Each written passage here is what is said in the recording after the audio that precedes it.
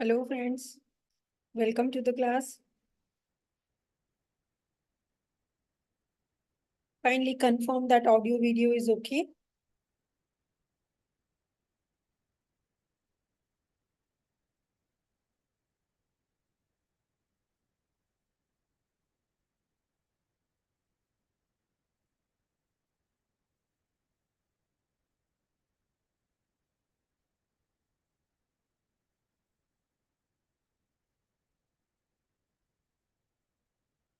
So today we will continue with the fifth part of this chapter, and we have already discussed about what are the sources of finance, and we have discussed about preference shares, equity shares.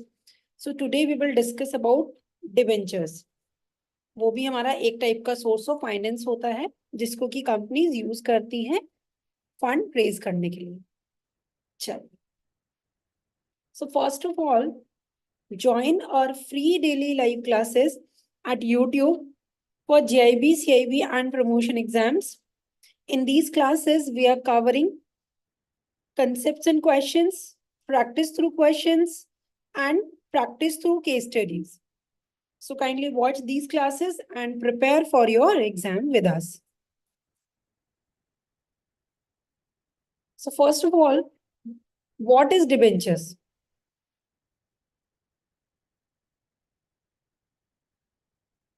So अगर हम debentures की बात करते हैं, Section 2, subsection 30 of the Companies Act 2013 defines debentures, which includes debenture stock, bonds, or any other instrument of a company evidencing a debt or whether constituting a charge on the assets of the company or not. So debentures basically क्या होता है? As per section 2 subsection 30 of Companies Act 2013, debenture का मतलब उसमें हमारे debenture stock भी include है, bonds भी इंक्लूड है, या फिर कोई भी ऐसा इंस्ट्रूमेंट जो इस चीज को एविडेंस देता है कि ये क्या है, डेट है, कि कंपनी ने आपसे कर्जा लिया है, ऐसा इस चीज का कोई भी प्रूफ जो भी होगा, तो वो जो इंस्ट्रूमेंट है वो इसमें इंक्लूड होगा इन दिस सेक्शन. और इसमें जरूरी नहीं है कि चार्ज हो भी सकता है और नहीं भी. Right. So this is the definition of debentures which is given under Companies Act 2013. सो ये तो हो गया हमारा जो कंपनी में डेफिनेशन दिया है, राइट. बट बेसिकली डिबेंचर्स क्या होते हैं? डिबेंचर्स हमारे एक तरह का, आप कह लीजिए, एक डॉक्यूमेंट होता है जो ये स्पेसिफाई करता है, जिसमें लिखा होता है कि कंपनी इतना अमाउंट ऑफ मनी आपसे अभी क्या कर रही है, एज डेट अभी ले रही है, और फिर बाद में कंपनी आपको एक मेच्योरिटी डेट पर जो प्रिंसिपल अमाउंट है उसको रिटर्न करेगी. और जब तक कंपनी के पास आपका प्रिंसिपल अमाउंट रहेगा, तब तक कंपनी आपको उसके रिटर्न में आपको इंटरेस्ट देती रहेगी. और वो जो इंटरेस्ट होगा वो कंपनी की लीगल, वो क्या होगा, कंपनी की लीगल ऑब्लिगेशन होगा, जिसको कि कंपनी को एनी हाउ फुलफिल करना होगा. और अगर कंपनी हो जाती है इस चीज को करने में, नहीं इंटरेस्ट दे पाती है, तो जो डिबेंचर होल्डर्स हैं या जो बॉन्ड होल्डर्स होंगे, they can sue company for liquidation. Right. So वो कंपनी के लिक्विडेशन का जो प्रोसेस है उसको इनिशिएट कर सकते हैं अगर वो चाहें तो. और वो ऐसा कब करेंगे? जब कंपनी इनका जो इंटरेस्ट है वो नहीं पे कर पाएगी. राइट. सो ये होता है हमारा डिबेंचर्स. और शेयर्स क्या होते हैं? शेयर्स हमारे एक तरह की ओनरशिप होती है. राइट. डिबेंचर्स में बेसिकली क्या हो रहा है कि उधार दिया जा रहा है. शेयर्स में क्या होता है कि आप उस कंपनी के आप मालिक बन जाते हैं शेयर्स खरीद कर. Right. So this is the basic difference between shares and debentures. So now what are the features of debentures? So first point, an instrument. Debenture is N what? Debenture हमारा क्या है? एक तरह का इंस्ट्रूमेंट है. और कैसा इंस्ट्रूमेंट है? Debenture is an instrument issued by the borrower company promising to pay at fixed future date. So एक फिक्स टेन्योर होगा और certain amount to the holder. तो डिबेंचर हमारा क्या है, एक इंस्ट्रूमेंट है जिसको कि जिस कंपनी को कर्जा लेना होता है वो कंपनी इशू करती है और प्रॉमिस करती है कि एक फिक्स डेट के बाद ये सर्टेन अमाउंट हम होल्डर को, जिसके पास भी वो इंस्ट्रूमेंट होगा, उसको हम लौटाएंगे, राइट। सो डिबेंचर में हमारा क्या होता है, एक इंस्ट्रूमेंट होता है। नंबर 2, एग्रीमेंट और deed. If debentures are issued to more than 500%, this point is very important. इसको एग्जाम में पूछा जा सकता है। So, if debentures are issued to more than 500 persons, trustees are required to be appointed to look after interest of the debenture holders. So, अगर किसी भी company में नंबर ऑफ डिबेंचर्स नहीं, नंबर ऑफ पर्सन जिन लोगों ने debentures लिए हैं, अगर वो मोर देन 500 पर्सन हैं, तो उसके लिए उस कंपनी को क्या करना पड़ेगा, ट्रस्टीज को अपॉइंट करना पड़ेगा, जो कि ये चीज का ध्यान रखेंगे कि क्या डिबेंचर होल्डर्स के जो इंटरेस्ट हैं, उनके जो बेनिफिट्स हैं, उनको उनका ध्यान रखा जा रहा है या नहीं रखा जा रहा है, right. So instrument is clear, agreement और deed is clear. Third point, regulations. Section 71 of Companies Act 2013 contains provisions relating to issue of debentures, covering the points such as manner, procedures, convertibility, voting rights, redemption, creating reserves, prospectus or invitation, trust, etc. So debentures को लेकर जो भी regulations हैं, जो भी guidelines हैं, वो sub section 71 के अंदर गिवन है।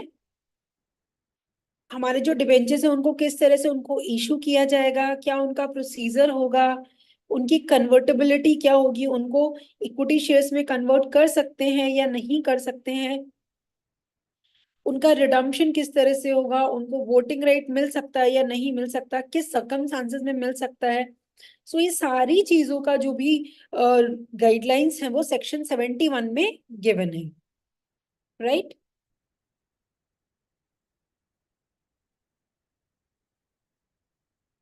सो ये तीनों पॉइंट्स क्लियर है। नेक्स्ट देखिए, next is fixed tenure. Debentures are repaid on fixed date on expiry of the term called redemption. This is called redemption. Perpetual bonds are also permitted to be issued. So जो हमारे debentures होते हैं उनमें क्या होता है, उनमें एक फिक्स डेट होती है, जिसके बाद वो जो डॉक्यूमेंट है, वो जो हमारा इंस्ट्रूमेंट है, वो क्या हो जाता है, वो एक्सपायर हो जाता है, और इसको हम बोलते हैं रिडम्पशन। जब हम डिबेंचर्स का प्रिंसिपल अमाउंट पे करते हैं या कह लीजिए रीपे करते हैं, तो उसको हम बोलते हैं रिडम्पशन। उसके अलावा perpetual bonds are also permitted to be issued. Perpetual bonds का मतलब ऐसे बॉन्ड्स जिनका कोई मेच्योरिटी डेट, कोई फिक्स डेट नहीं होगा, सो ऐसे बॉन्ड्स या डिबेंचर्स को इशू करना भी अलाउड है, राइट। सो आप परपेचुअल प्रेफरेंस शेयर्स नहीं इशू कर सकते, लाइक प्रेफरेंस शेयर्स आप सिर्फ फिक्स डेट वाले ही इशू कर सकते हैं, बट बॉन्ड्स और debentures you can issue for a infinite term, right. Second point देखिए, fixed rate of interest. Debentures में क्या होता है, the rate of interest is also prefixed in case of so called zero coupon bonds. A fixed rate of interest payable at a time of redemption is involved as these are issued at a discount to their redemption value. So देखिए क्या होता है, and इस point का meaning क्या है। हमारा जो डिबेंचर्स होते हैं उन पे जो रेट ऑफ इंटरेस्ट है वो क्या होता है, पहले से ही फिक्स होता है।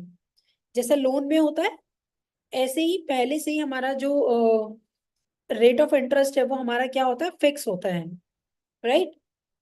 और अगर हम बात करें जीरो कूपन बॉन्ड्स की, तो जो जीरो कूपन बॉन्ड्स हैं उनमें जो फिक्स्ड रेट ऑफ इंटरेस्ट है वो ड्यूरिंग द टेन्योर तो पेबल नहीं होता, क्योंकि जीरो कूपन बॉन्ड्स मतलब ऐसे बॉन्ड जिसपे कि कुछ भी कोई भी इंटरेस्ट नहीं दिया जाएगा, सो उनको हम कहते हैं जीरो कूपन बॉन्ड्स, क्योंकि कूपन का मतलब होता है इंटरेस्ट, ब्याज। सो जीरो कूपन मतलब नो इंटरेस्ट बॉन्ड्स। सो ये जो नो इंटरेस्ट बॉन्ड्स होते हैं इनमें भी एक फिक्स रेट ऑफ इंटरेस्ट होता है, लेकिन वो पेबल कब होता है? वो पेबल होता है एट दी रिडम्पशन वैल्यू। सो जब हम रिडम्पशन करते हैं उसका, तब वो जो इंटरेस्ट है वो पेबल होता है। रेगुलरली आपको जीरो कूपन बॉन्ड्स में कोई भी इंटरेस्ट नहीं मिलता है, as in case of other debentures, right? So if there is any doubt so आप पूछ सकते हैं। सो ये पॉइंट क्लियर है आप लोग को?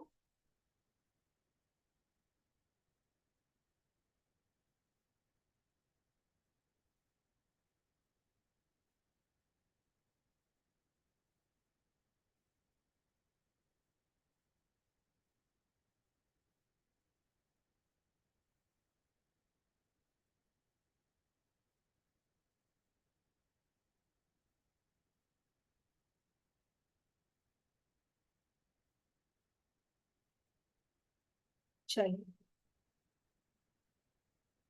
आगे बढ़ते हैं। Next point is no voting rights. Section 71 में हमने देखा था कि हमारे जो डिबेंचर होल्डर्स हैं या डिबेंचर्स हैं, उसको लेकर जो भी रूल्स रेगुलेशंस गाइडलाइंस हैं वो सब सेक्शन 71 के अंदर दिया है। So section 71 subsection 2 of companies act 2013 prohibits giving any voting right to a debenture holder. So section 71 subsection 2 क्या कहता है कि हम डिबेंचर होल्डर्स को कोई भी वोटिंग राइट नहीं देंगे, राइट? सो इक्विटी को हमेशा वोटिंग राइट मिलता है।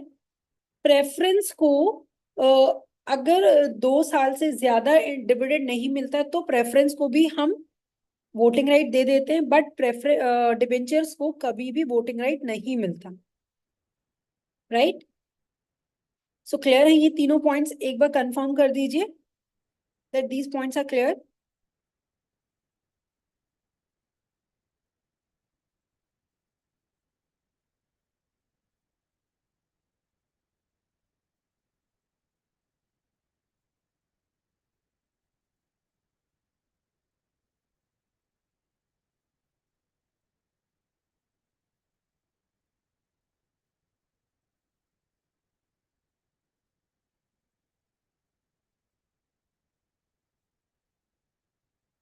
Kindly confirm that these points are clear.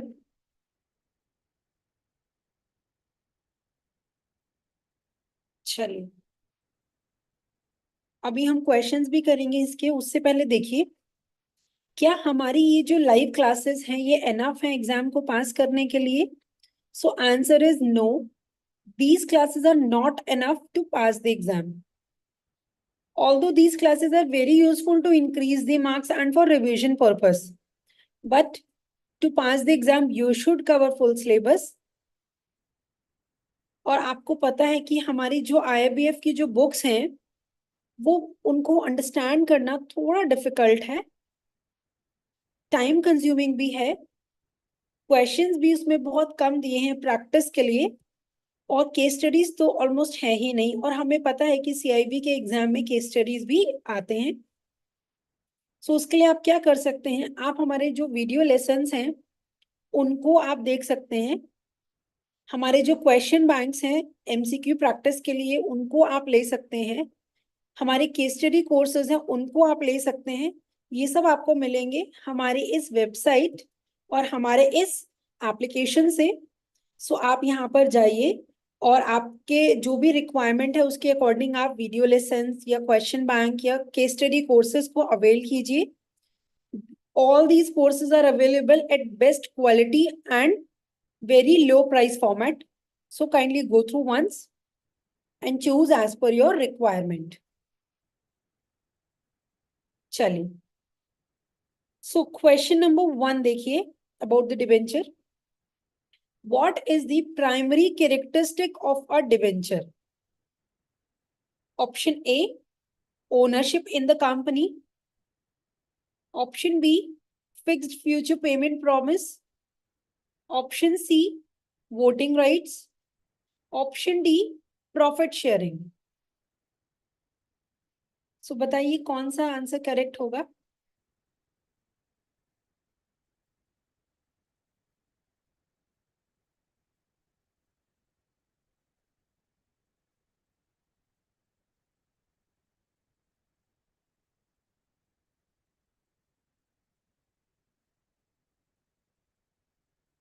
बताइए which option is correct?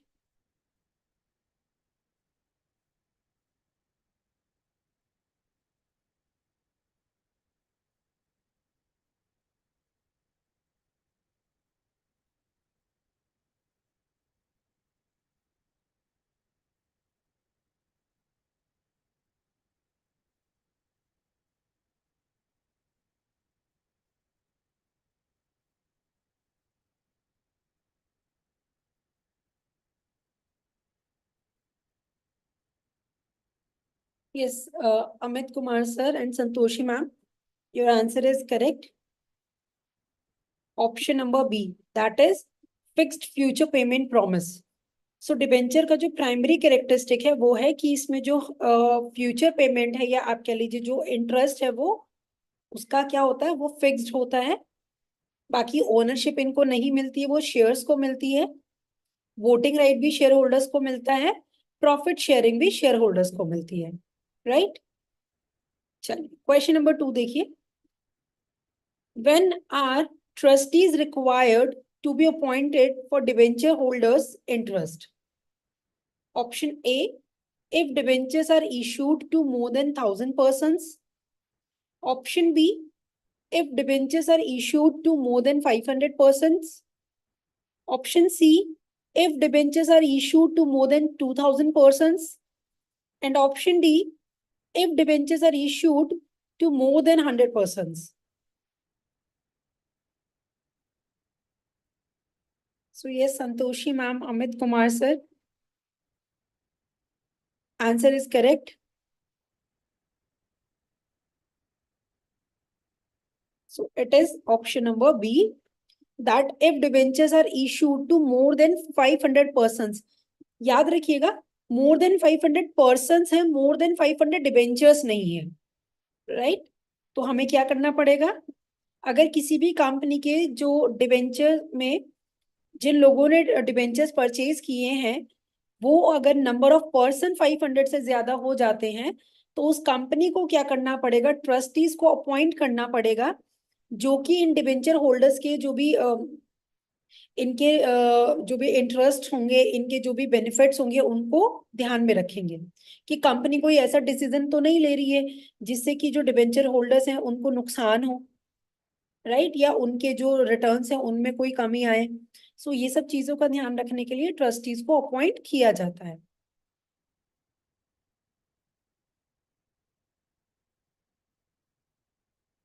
Third question देखिए। Which section of the Companies Act 2013 contains provisions relating to the issue of debentures? Option A, Section 18. Option B, Section 71. Option C, Section 50. Option D, Section 90.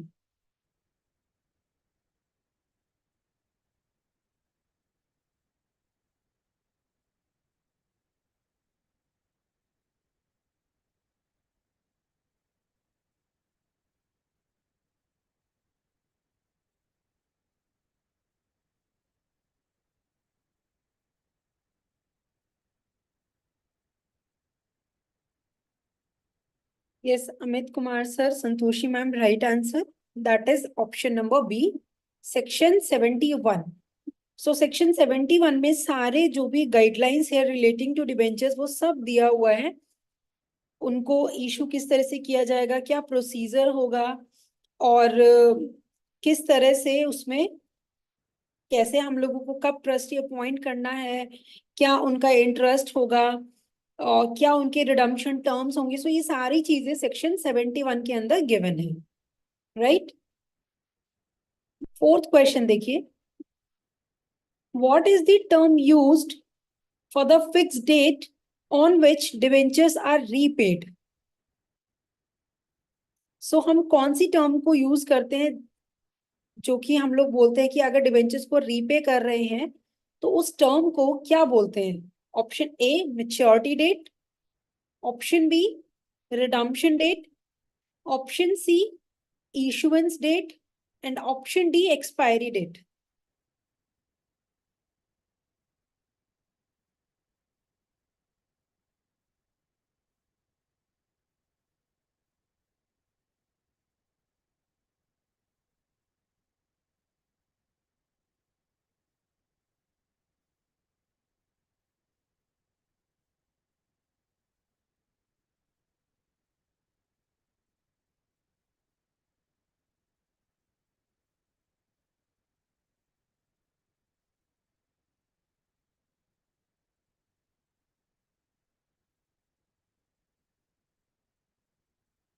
Yes, Amit sir, Santoshi ma'am, answer is correct. That is redemption date. और इसके अलावा और किसके लिए हम redemption word का use करते हैं अदर देन डिबेंचर्स? बताइए लाइव चैट में। रिडम्पशन टर्म जो है वो और किसके लिए यूज की जाती है?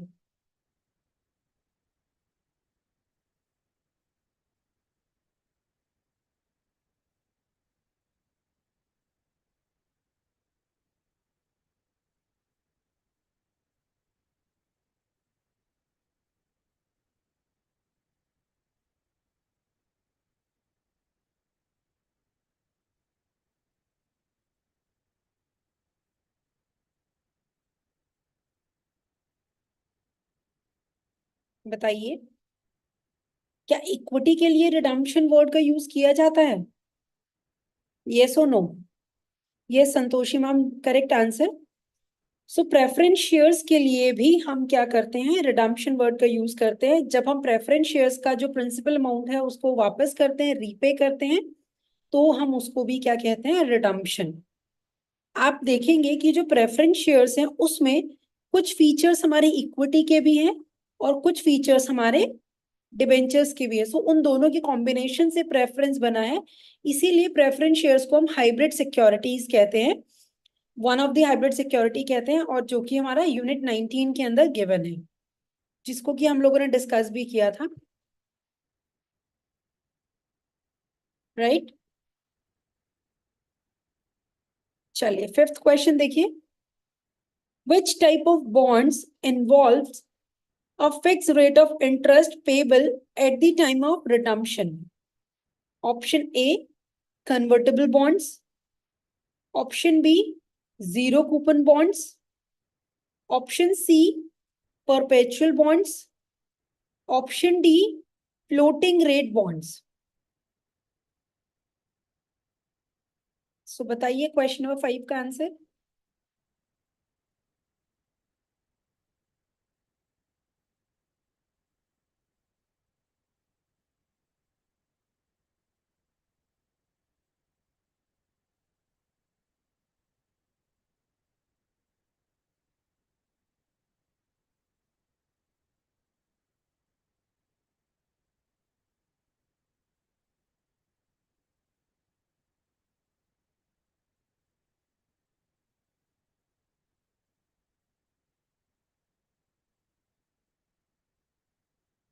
क्वेश्चन नंबर 5 का करेक्ट आंसर है हमारा ऑप्शन बी, जो कि अमित सर ने दिया है, that is zero coupon bonds.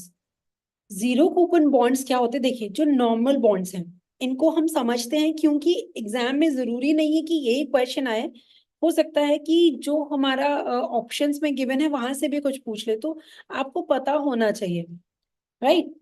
सो सबसे पहले कन्वर्टेबल बॉन्ड्स कौन से बॉन्ड्स होते हैं? कन्वर्टेबल बॉन्ड्स वो बॉन्ड्स होते हैं जिनको हम लोग बाद में at a future date, suppose आज हमने उनको एज डिबेंचर्स हमने परचेज कर लिए, बाद में आपको चॉइस दी जा रही है कि आप अपने डिबेंचर्स को इक्विटी शेयर्स में कन्वर्ट करा सकते हैं। सो ऐसे डिबेंचर्स जिनको कि कन्वर्ट किया जा सकता है इक्विटी शेयर्स में, तो ऐसे बॉन्ड्स या ऐसे डिबेंचर्स को हम बोलते हैं convertible bonds, right? Now second is zero coupon bonds.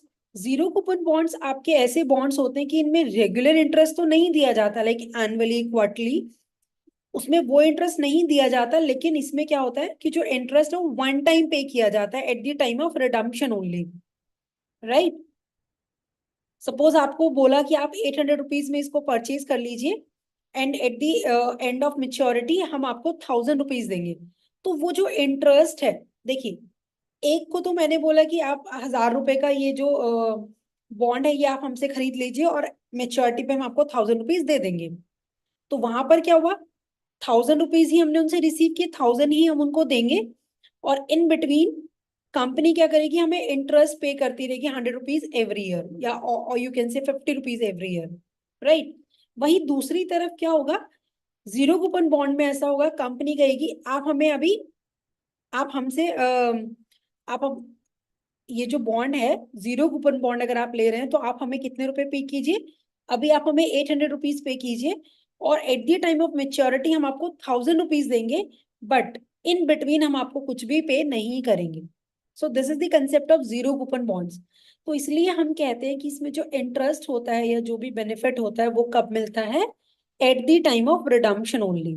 So the correct answer will be option B, right.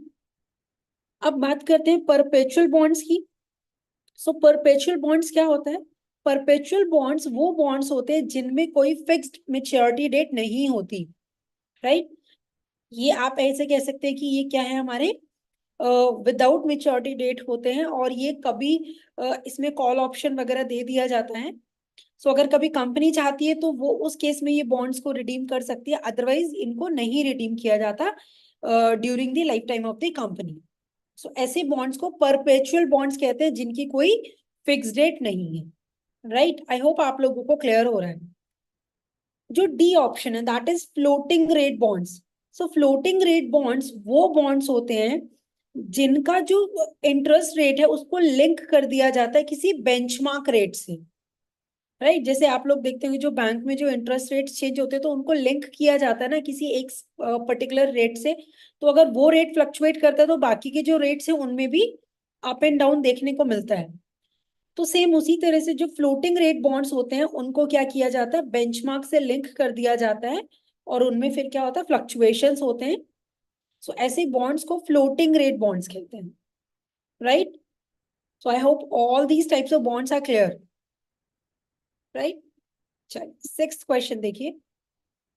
What is the name of the option where the company can repay the principal before the due date at a fixed price?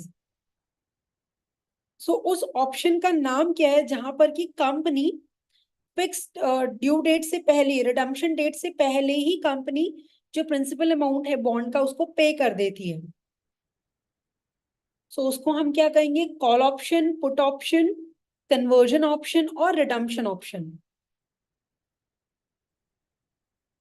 So the correct answer is, जो कि सब लोगों ने दिया है, Santoshi ma'am, Jyoti ma'am and Amit sir. So the correct answer is option number A, that is call option. देखिए आप इसको ऐसे याद रख सकते हैं, C for call and C for company.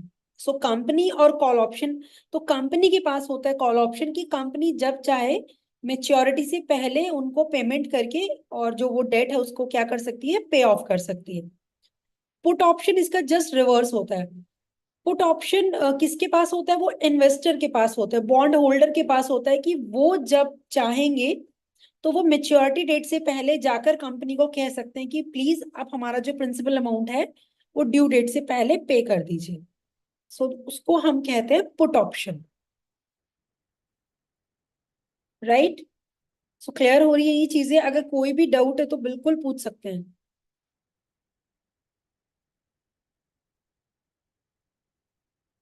चलिए अभी और क्वेश्चंस करेंगे, उससे पहले देखिए, अगर आप हमारी लाइव क्लास का बाद में रिकॉर्डेड वर्जन देख रहे हैं तो आपको उस समय अगर कोई भी क्वेश्चन, कोई भी क्वेरी होती है तो आप हमें कमेंट बॉक्स में पूछ सकते हैं इस वीडियो के। और कोई अगर आपकी क्वेरी है तो उसको आप हमें इस जीमेल एड्रेस पे मैसेज कर सकते हैं। आपको क्लास कैसी लगी है आप उसको अकॉर्डिंगली लाइक या डिसलाइक कर दीजिएगा। अगर आपको लगता है कि ये क्लास बेनिफिशियल है आप लोगों के लिए, सो इसको शेयर कीजिएगा अपने फ्रेंड्स के साथ, सो दैट कि वो भी इस क्लास का बेनिफिट ले सकें।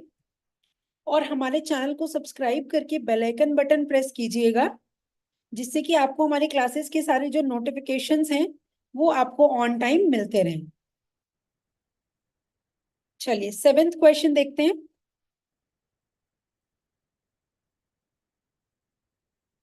Which type of bonds allow the holder to convert them into equity shares?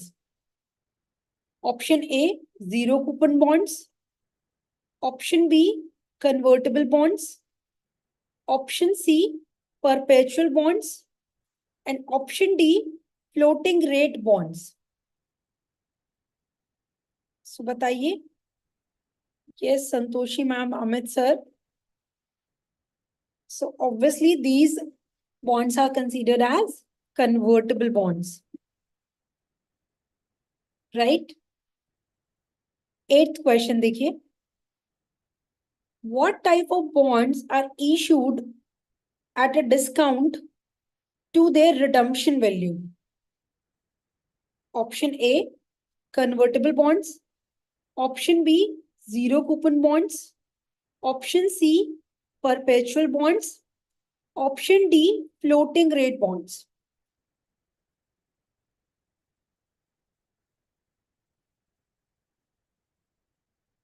So yes, the answer is Santoshi ma'am, Amit sir, का right answer. Option B is correct. Yes, Jyoti ma'am, right answer. Right. So देखिए ये हम लोगों ने topic कर लिया है. अब हम लोग आप इसको आप ऐसे भी कह सकते हैं कि अब हम एक नए सेगमेंट में एंटर करेंगे फ्रॉम टुमारो ऑनवर्ड्स. हम लोगों ने देखिए अभी मॉड्यूल ए हमने किया है, मॉड्यूल डी हम लोगों ने कंप्लीट कर लिया है. And kindly mark my words, module A and D and specially module D is very very important. Module A is very important. Right. So अगर आपने मॉड्यूल ए और डी को अच्छे से कर लिया तो it will help you in the exam so much. बाकी अगर मॉड्यूल बी और सी को आपने थोड़ा भी गो थ्रू करेंगे तो आपका जो काम है वो हो जाएगा. राइट. उसके बाद अब हम कल से हम लोग न्यूमेरिकल सेगमेंट में एंटर करने जा रहे हैं. अब हमारा जो थियोरी पोर्शन था इस सब्जेक्ट में दैट इज एडवांस्ड. ये जो हमारा एबीएफएम का सब्जेक्ट है, सो इसीलिए इसका नाम एडवांस है क्योंकि यहाँ पर जो न्यूमेरिकल्स हैं वो थोड़े से एडवांस होंगे एज कम्पेयर टू एएफएम जो आपने अकाउंट्स में पढ़ा होगा.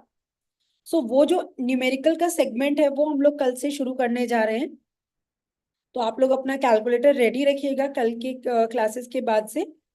And after completing this module, this numerical module, we will enter in the module C, जहाँ पर न्यूमेरिकल्स थोड़े कम है बट थोड़ा हमारा अमलगमेशन मर्जर एक्विजिशन सो वो बहुत इंपॉर्टेंट चैप्टर है, उसको हम लोग करेंगे. बट उससे पहले मॉड्यूल बी हम लोग कवर करेंगे जिसमें कि हमारा आप लोगों ने एक चैप्टर पढ़ा होगा एएफएम में जो कि हमारा था कैपिटल बजटिंग, या आपने जिसमें आपने एनपीवी और आपने पे बैक पीरियड मेथड, सो ये सब चीजें आप लोगों ने पढ़ी होंगी जेआईबी में. जेआईबी में एएफएम के पेपर में तो वो चीजों को हम लोगों को पढ़ना है बट एक एडवांस वर्जन में. राइट. सो अभी तक हमने उसमें इंटरनेशनल वाला पोर्शन नहीं कवर किया था एएफएम में. यहाँ पर हमें पहले नॉर्मल करना है, देन हमें इंटरनेशनल लेवल पे किस तरह से हम कैपिटल इन्वेस्टमेंट डिसीजन लेते हैं उसको भी हम लोगों को डिस्कस करना है in this module. Right. So next class में हम लोग स्टार्ट करेंगे न्यूमेरिकल से. Thank you so much and we will continue in the next class.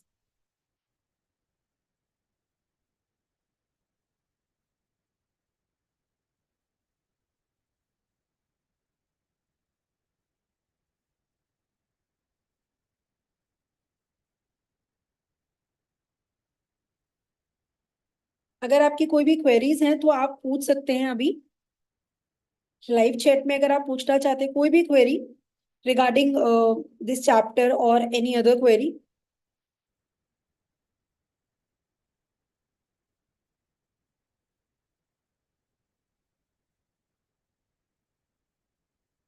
चलिए ठीक है, तो हम लोग क्लास एंड करते हैं.